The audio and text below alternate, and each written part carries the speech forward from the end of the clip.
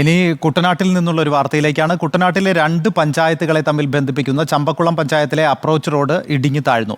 പമ്പാ നദിക്ക് കുറുകെയുള്ള പാലവും റോഡും യോജിക്കുന്നിടത്ത് വലിയ കുഴികളും ഉണ്ടായതോടെ ഇതുവഴിയുള്ള വാഹന സഞ്ചാരം ദുഷ്കരമായി. അപ്രോച്ച് റോഡിലെ അപകടാവസ്ഥയ്ക്ക് ഉടൻ പരിഹാരം കാണുമെന്ന് തോമസ് കെ തോമസ് MLA അറിയിച്ചു.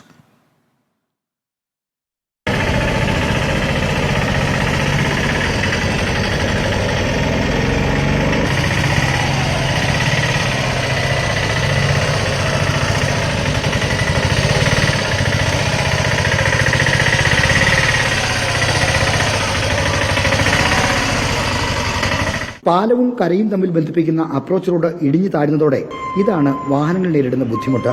പാലത്തിന്റെ അപ്രോച്ച് മൊത്തം താഴ്ന്നു കിടക്കുക. അത് കാരണം കയറാൻ പാടാ. ഒത്തിരി വണ്ടിയിൽ ഇങ്ങനെ കയറി കിടക്കുന്നുണ്ട്. രാവിലെ വണ്ടി തള്ളി പോയത് ഭയങ്കര പാടാ പോയത്. നെടുമുടി ചമ്പക്കുളം പഞ്ചായത്തുകളെ ബന്ധിപ്പിക്കുന്ന ഈ പാലം 2019 ഉദ്ഘാടനം ചെയ്തത്. പാലത്തിന്റെ പടിഞ്ഞാറ് ഭാഗത്തെ അപ്രോച്ച് റോഡാണ് 4 അടിയോളം ഇരുന്നു പോയത്.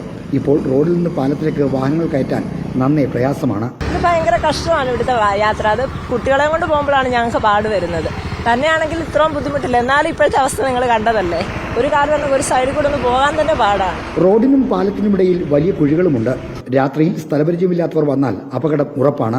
ഞങ്ങളൊക്കെ ഇത് വളരെ ബുദ്ധിമുട്ടിയായത് കയറി ഇറങ്ങി. ഇപ്പോൾ ഒരാളെ തന്നെ ഒന്ന് കയറ്റി ഇറക്കാനാണെങ്കിലും നമുക്ക് ബുദ്ധിമുട്ട്. ഒരാളെ ഒന്ന് പാസ് ചെയ്യണമെങ്കിലോ അല്ലെങ്കിൽ ഒന്ന് ലിഫ്റ്റ് കൊടുക്കണമെങ്കിലോ ആരെങ്കിലും ഒന്ന് കയറിയാലും നമുക്ക് ഈ പാടത്ത് നിന്ന് ഇറക്കം പേടിക്കാം.